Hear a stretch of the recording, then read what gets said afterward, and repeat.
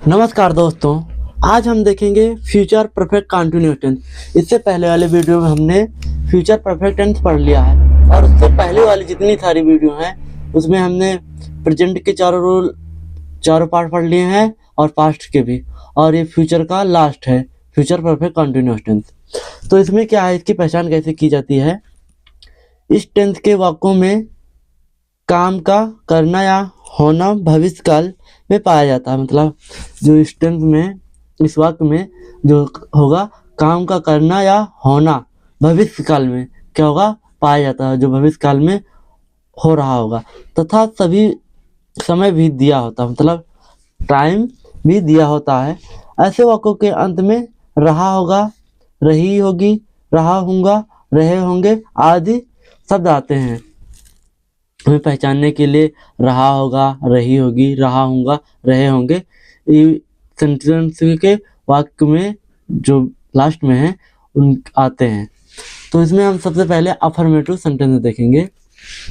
Affirmative sentence में क्या होता है, सकारात्मक वाक्य में, इसमें हमने पहले रूल लिखा है, फिर उसके बाद स्ट्रक्चर बनाया है अफर्मेटिव सेंटेंस में। तो यहाँ रूल एक क्या है हमारा, कहता है अंग्रेजी में अनुवाद करते समय आई और बी के साथ शैल हैव बीन, मतलब आई और जो बी रहता है, हमने बताया भी इससे पहले वीडियो में, तो उसके साथ हम क्या लगाते हैं, शैल हैव बीन है। यहाँ बीन आ गया है, उससे पहले शैल हैव था, और अन सब्जेक्ट जो होंगे हमारे, उनके साथ क्या लगाते थे, विल हैव बीन लगाकर वर्ब की फर्स्ट फॉर्म में आईएनजी लगाते हैं। मतलब आई और बी के साथ शैल हैव बीन लगेगा, जितने बाकी सब्जेक्ट होंगे उनके साथ हमें क्या लगाना है, विल हैव बीन लगाना है, और वर्ब की फर्स्ट फॉर्म में आईएनजी जोड़ना है, बस इतना ध्यान रखना है। अभी स्ट्रक्चर आपको भी दिखाएंगे, उससे और समझ में आएगा। और दूसरा रूल हमारा क्या है, जो हमें टाइम दिखाने के लिए फॉर या सिंस, और यहाँ एक चीज ये भी देख लीजिएगा, सिंस या फ्रॉम का भी इसमें कहीं कहीं यूज होता है, लगाते हैं। निश्चित टाइम के लिए, पॉइंट ऑफ टाइम के दिखाने के लिए सिंस का प्रयोग करते हैं, मतलब सिंस लगाते हैं या फ्रॉम लगाते हैं जो निश्चित टाइम होगा। जैसे since Tuesday, since 1998, since morning, since 4 o'clock, और इसमें हम कहीं कहीं फ्रॉम भी लगा सकते हैं। और इसके आगे देखते हैं रूल। तीसरा रूल क्या कहता है हमारा, समय की अवधि, मतलब अनिश्चित टाइम के लिए क्या लगाते हैं, फॉर लगाते हैं। जैसे for 2 days, for 3 months, for 5 hours, मतलब समय की अवधि प्रकट करने के लिए, पीरियड ऑफ टाइम के लिए, तो हम फॉर का यूज करते हैं।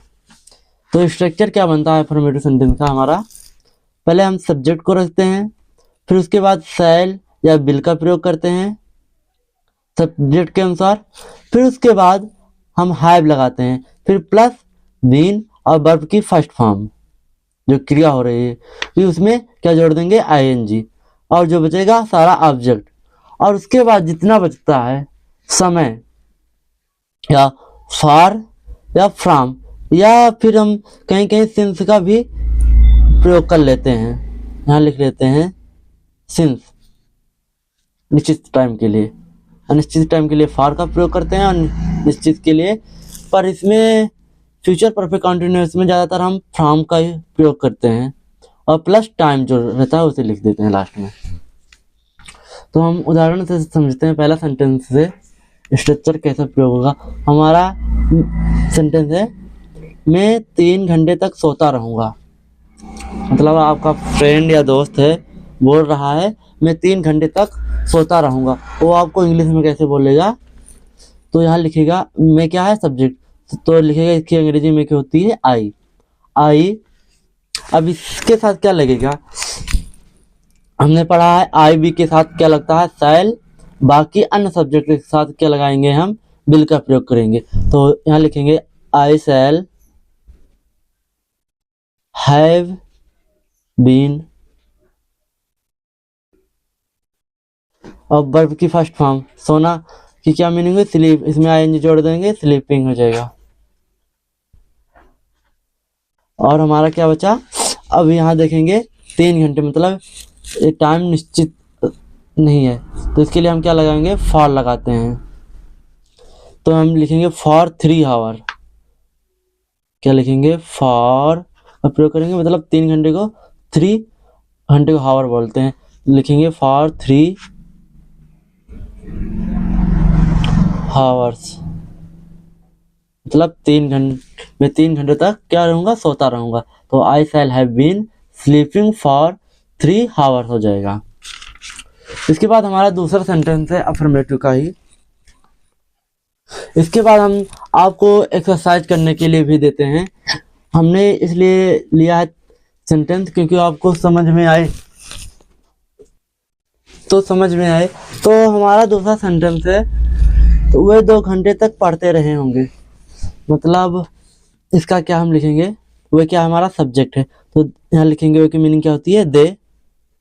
अब दे के साथ क्या लगाएंगे, विल, क्योंकि हमें आई बी के साथ पता है शैल लगाना है, बाकी जितने अन्य सब्जेक्ट होंगे उनके साथ हम क्या लगाना है, विल का प्रयोग करेंगे। तो यहाँ लिखेंगे दे विल हैव बीन। अब हमारा क्या आ जाता है, वर्ब, क्रिया, बीन के बाद क्या लगाना रहता है, क्रिया, और उसमें आईएनजी जोड़ना रहता है। क्रिया क्या हो रही है, पढ़ने की, तो रीड मीन पढ़ना होता, उसमें आईएनजी जोड़ेंगे तो रीडिंग हो जाएगा। ये पढ़ने की क्रिया हो रही ना, इसमें आ रहा है रीडिंग हो गया। अब मतलब कितने घंटे थे, 2 घंटे तक, मतलब लिखेंगे फॉर 2 आवर्स, ये भी निश्चित टाइम नहीं है, 2 घंटे से पहले भी आप बाद भी पढ़ रहा हो तो बोल रहे हैं 2 घंटे से पढ़ते रहे होंगे। तो यहाँ लिखेंगे फॉर 2 आवर्स और पॉइंट लगा दें, फुल स्टॉप। तो हमारा सेंटेंस पूरा क्या बनता है, they will have been reading for 2 hours, वे 2 घंटे तक पढ़ते रहे होंगे। उसके बाद हमारा तीसरा सेंटेंस है अफर्मेटिव का, वह इस कार्यालय में 5 वर्ष तक कार्य करता रहेगा, मतलब कार्य करता रहेगा 5 वर्ष तक, ये पता नहीं कितने समय तक और भी वो करता रहेगा। तो यहाँ लिखेंगे काम जारी रहेगा इसमें भविष्य काल में, तो ये फ्यूचर परफेक्ट कंटिन्यूअस टेंस की पहचान होता है। तो यहाँ लिखेंगे वह क्या है, सब्जेक्ट, तो यहाँ लिखेंगे ही के साथ क्या लगता है, विल हैव बीन, मतलब car means work means car होता है, तो उसमें आईएनजी जोड़ेंगे तो वर्किंग हो जाएगा। वर्किंग मतलब इस कार्यालय में, तो इन दिस ऑफिस लिखेंगे, इन दिस ऑफिस। तो कितने सालों तक, मतलब 5 वर्षों तक, तो लिखेंगे, ये भी टाइम निश्चित नहीं है, तो यहाँ लिखेंगे फॉर 5 ईयर, फॉर 5 ईयर्स। इसका बना क्या, he will have been working in this office, इस कार्यालय में फॉर 5 ईयर, मतलब वह इस कार्यालय में 5 वर्ष तक कार्य करता रहेगा। इसके बाद आ जाता है हमारा नेगेटिव सेंटेंस। नेगेटिव सेंटेंस में क्या होता है, इसमें नहीं बोला जाता है, इसमें क्या लग जाता है, शैल या विल के बाद नॉट और बढ़ जाता है, बस इतना ही होता है, और सारा अफर्मेटिव का काम इसमें होता है। तो इसका स्ट्रक्चर क्या बनता है, सब्जेक्ट प्लस शैल या will plus not plus have plus been, और वर्ब की फर्स्ट फॉर्म उसमें ING plus object plus for या फ्रॉम। तो यहाँ एक चीज़ और ध्यान देने वाली होती है, यहाँ सिंस का भी प्रयोग करते हैं फ्रॉम की जगह, ज़्यादातर हम फ्रॉम का यूज करेंगे फ्यूचर परफेक्ट कंटिन्यूअस में, और प्लस टाइम हो जाएगा। तो यहाँ देखेंगे पहला सेंटेंस क्या है हमारा, कुछ मिनटों से वह लड़की नहीं गा रही होगी, मतलब जो लड़की है वो गाना कुछ मिनटों से नहीं गा रही होगी। तो यहाँ लिख क्या करेंगे, सबसे पहले देखेंगे सब्जेक्ट क्या है, सब्जेक्ट यहाँ है तो वह है, तो सी लिखेंगे या डैट गर्ल कर देंगे, तो लिखेंगे डैट गर्ल, वह लड़की, सॉरी यहाँ गर्ल तो नहीं रहेगा, लड़की नहीं है, लड़की, डैट गर्ल, फिर करेंगे क्या लगेगा, सेल या बिल लगेगा, तो यहाँ हमारा क्या लगेगा, गर्ल है मतलब लड़की है, तो आई बी के साथ क्या लगता था, सेल, और बाकी सब्जेक्ट के साथ क्या लगेगा, बिल का प्रयोग करेंगे, तो आई डैट गर्ल बिल, फिर सब्जेक्ट के बिल के बाद क्या है, नॉट बढ़ा देंगे, फिर क्या है, हैव, फिर बीन का प्रयोग करेंगे, तो इतना क्या हो गया, that girl will not have been, मतलब गा रही, मतलब क्रिया क्या हो रही है, गाने की, तो यहाँ लिखेंगे सिंग मीन गाना होता है, सिंगिंग मीन्स गा रही है, अब उसमें आईएनजी जोड़ देंगे, तो यहाँ लिखेंगे हैव बीन सिंगिंग,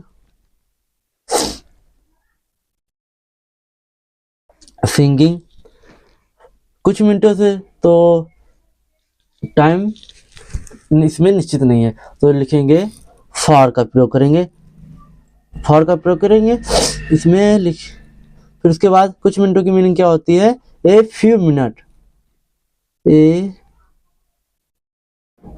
या फिर फ्यू मिनट, ए फ्यू मिनट, कुछ मिनटों से वह लड़की नहीं गा रही होगी, तो बन गया हमारा सेंटेंस इंग्लिश में, that girl will not have been singing for a few minute, अब इसे इंग्लिश में बोल सकते हैं इस तरह।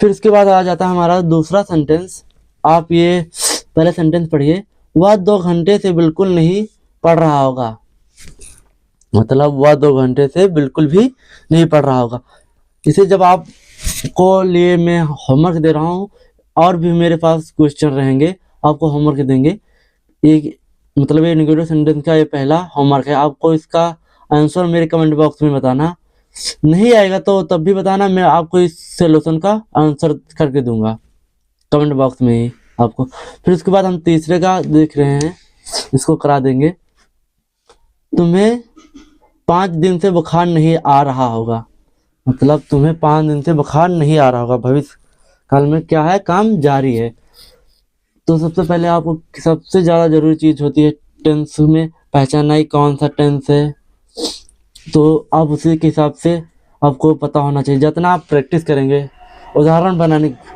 लगाएंगे ना, जितना क्वेश्चन बनाएंगे इंग्लिश में बोलेंगे, तो आपको इंग्लिश बोलना बहुत जल्दी आ जाएगा। तो इसको हम कैसे करेंगे, तुम्हें 5 दिन से बुखार नहीं आ रहा होगा, तो सब्जेक्ट क्या है, तुम्हें, तो यहाँ तुम्हें की मीनिंग क्या होती है, यू, इसके साथ क्या लगेगा, बिल, बिल के बाद हमें नेगेटिव सेंटेंस बनाना है, तो पता है नॉट लगाना है, फिर उसके बाद हैव आता है, फिर बीन आता है, फिर अब क्या बचा, हमारा क्रिया क्या हो रही है, मतलब क्रिया क्या हो रही है, बुखार की,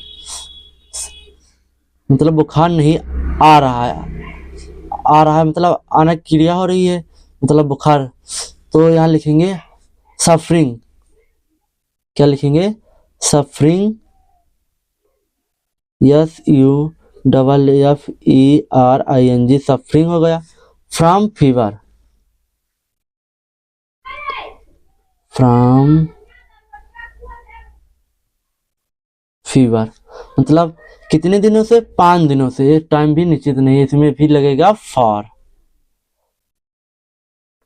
5 या 5 डेज।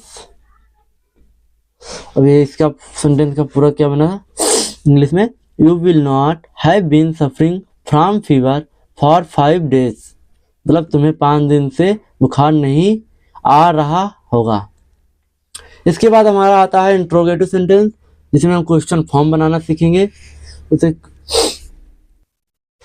अब इंट्रोगेटिव सेंटेंस में क्या होता है, इसमें सबसे पहले हम इसमें क्वेश्चन मार्क आ जाता है, क्वेश्चन पूछा जाता है, आप किसी को भी क्वेश्चन पूछ रहे होंगे, जैसे क्या वह इस नगर में रह रहा होगा, कितने वर्षों से टाइम भी रहता है, तो यहाँ देखेंगे, तो यहाँ क्या है, बिल या सेल, फिर सब्जेक्ट आता है, फिर have plus been plus verb की फर्स्ट फॉर्म प्लस आईएनजी, फिर क्या आ जाता है, जो बचा रहता है ऑब्जेक्ट, फिर जो टाइम रहता है मेन, फिर टाइम लिखते हैं। उससे पहले हम क्या लगाते हैं, फॉर या फ्रॉम, या हम सिंस का भी प्रयोग कर लेते हैं। इससे पहले वाली वीडियो में हमने सिंस का भी प्रयोग किया है। तो यहाँ फ्यूचर परफेक्ट कंटिन्यूअस में फ्रॉम का थोड़ा प्रयोग होता, नहीं तो सिंस भी लगाना सही रहेगा। तो टाइम के लिए, निश्चित टाइम के लिए फ्रॉम या सिंस का प्रयोग करेंगे, अनिश्चित टाइम के लिए फॉर का प्रयोग करेंगे। इसी तरह से हमारा जब नेगेटिव सेंटेंस बोल दिया जाएगा तो उसमें सब्जेक्ट के बाद नॉट लगा देना है, विल सेल प्लस सब्जेक्ट, फिर नॉट, जैसे हमने नेगेटिव सेंटेंस में अभी पढ़ा है।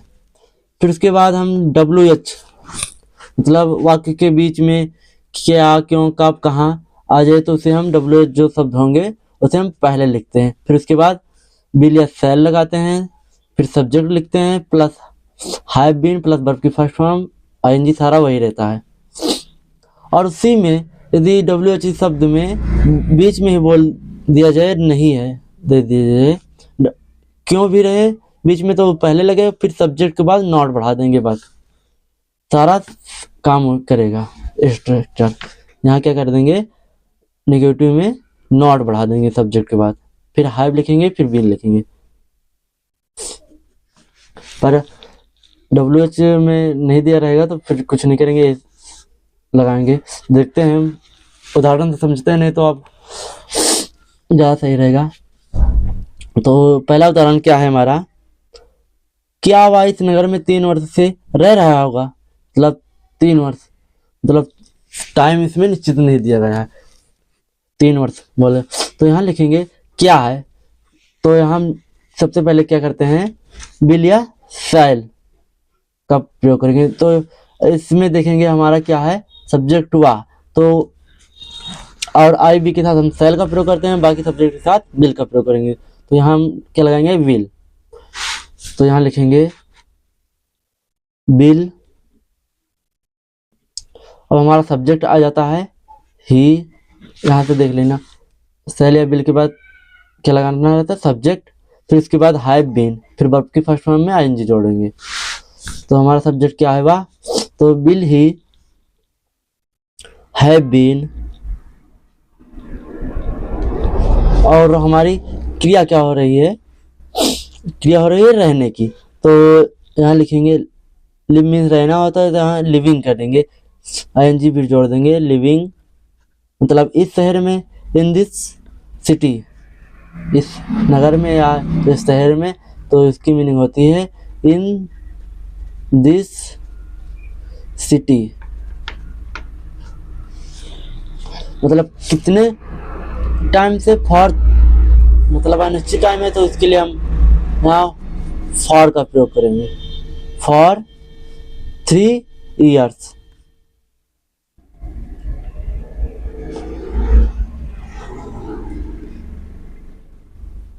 मतलब 3 सालों से या 3 वर्षों से कह सकते हैं। Will he have been living in this city for 3 years, मतलब क्या वह इस नगर में 3 वर्षों से रह रहा होगा। सेंटेंस का आंसर मिल गया। अब लोग चाहे तो इसको फेयर भी बना सकते हैं आने वाले समय के लिए भी। और इसके बाद हमारा दूसरा सेंटेंस है, और हमने आपको कहा इसके बाद जितने सेंटेंस हमने लिखे हैं 4 3, ये कराने के बाद आपको होमवर्क के लिए भी एक्सरसाइज देंगे। आप लोग वीडियो लास्ट तक जरूर देखना। तो यहाँ है, पूरा समझ में आएगा, फ्यूचर परफेक्ट कंटीन्यूअस टेंस। तो यहाँ क्या है, 2 घंटे से कुत्ते क्यों भौंक रहे होंगे, मतलब जो कुत्ते हैं 2 घंटे से क्यों भौंक रहे होंगे, मतलब अब हमारा क्यों क्या आ गया बीच में। तो इसका स्ट्रक्चर ये बनता है, WH शब्द पहले रहेगा, फिर उसके बाद विल या शैल सब्जेक्ट के अनुसार लगाएंगे, फिर इसमें नॉट तो लगेगा नहीं बोलेगा नहीं, तो फिर हैव बीन लग जाएगा, प्लस वर्ब की फर्स्ट फॉर्म, फिर सेम और वही जो ऊपर है वही कर देंगे नीचे भी। निश्चित टाइम के लिए फॉर का प्रयोग करेंगे, निश्चित के लिए फॉर का। तो यहाँ लिखेंगे, तो व्हाई मीन्स क्यों होता है, तो व्हाई। अब हमारा सब्जेक्ट क्या है, कुत्ते हैं, तो बहुत सारे कुत्ते होंगे, तो यहाँ क्या प्रयोग होगा, बिल द डॉग्स। सेल या बिल के बाद क्या लगाना रहता है, सब्जेक्ट। तो व्हाई बिल द, यहाँ सॉरी बट कैपिटल लेटर्स नहीं रहेगा, स्मॉल से रहेगा, डॉग्स, बहुत सारे कुत्ते होंगे। अब क्या बचा, हैव बीन। इसमें नहीं तो बोला गया नहीं कुत्ते क्यों नहीं भौंक रहे हैं होंगे, ये तो बोला नहीं गया कुत्ते क्यों भौंक रहे होंगे। तो why will the dogs have been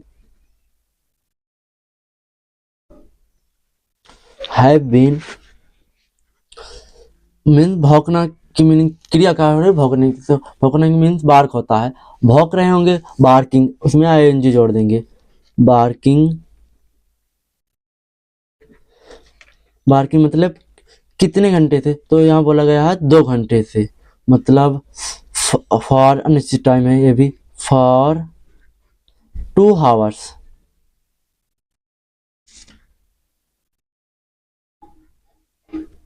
okay, इतना होगा। उसके बाद हमारा तीसरा सेंटेंस है, यहाँ देखेंगे तीसरा सेंटेंस क्या बोला गया है, 1 बजे से कितने लड़के खेल रहे होंगे, मतलब कितने लड़के खेल रहे होंगे, मतलब ये कितने क्या आ गया क्वेश्चन, जो बीच में पूछा गया इसकी मीनिंग क्या हम लिखेंगे पहले, तो यहाँ लिखेंगे हाउ मेनी, इसकी मीनिंग क्या होती है, हाउ मेनी। अब सब्जेक्ट क्या है, यहाँ लड़के हैं तो बॉयज। अब क्या लगाना है, how many boys bill,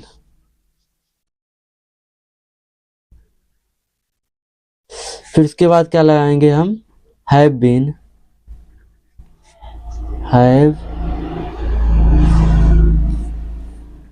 been, फिर क्या कर रहे हैं, खेलना की क्या होती है मीनिंग, प्लेइंग कर देंगे, खेल रहे होंगे, प्लेइंग, कितने घंटे से, कितने टाइम से, 1 बजे से, मतलब लिखेंगे फॉर, ओ सॉरी प्लेइंग 1 बजे से, क्या करेंगे, ये टाइम क्या है यहाँ निश्चित दिया गया है, तो यहाँ करेंगे सिंस का प्रयोग करेंगे, या सिंस या फ्रॉम का भी प्रयोग करेंगे। यहाँ लिखेंगे सिंस लिख ले रहा हूँ, इससे पहले भी हमने किया है, पर यहाँ फ्रॉम भी ऐसे करके लिख देंगे तब भी गलत नहीं होगा, सही आंसर रहेगा। सिंस या फ्रॉम करके लिखेंगे, कितने टाइम से, 1 बजे से, 1 o'clock। और हमें एक चीज नहीं भूलनी चाहिए, क्वेश्चन मार्क। इसके बाद हमारा चौथा सेंटेंस है, क्या वह 1997 से कठिन परिश्रम नहीं कर रही होगी। आपको ये सेंटेंस जो है होमवर्क के लिए है, और मैं इससे ये आप लोगों इसका फ्री कमेंट आंसर में बताना, और मैं आपको एक्सरसाइज करने के लिए भी दे रहा हूँ। ये जो एक्सरसाइज है आपको बहुत ही इम्पोर्टेंट है, क्योंकि आप इन जितने सेंटेंस है ना, इतना सेंटेंस हल कर लेते हैं ना, तो आपको फ्यूचर परफेक्ट कंटिन्यूअस टेंस जरूर समझ में आ जाएगा। आप चाहें तो इसका एक स्क्रीनशॉट भी ले सकते हैं, स्क्रीनशॉट लेने से बात रहेगी, क्योंकि आपको बार बार वीडियो देखने की ज़रूरत नहीं पड़ेगी। अगर आप चाहें तो फेयर कॉपी भी बना सकते हैं, जो मैंने ये वीडियो बनाई है ना, सेम हमने आराम से आपको लिख कर बनाई है, क्योंकि आपको समझ में आ जाए। इसमें जो है इंग्लिश से हिंदी में ट्रांसलेशन कर लेना है, इसका हिंदी से इंग्लिश में। यदि नहीं आता है तो आप मुझे कमेंट बॉक्स में ज़रूर करके बताएं, मैं आपको इन सारे का आंसर बता दूंगा कमेंट में। फिर मिलते हैं एक नेक्स्ट वीडियो के साथ। जय हिंद, जय भारत।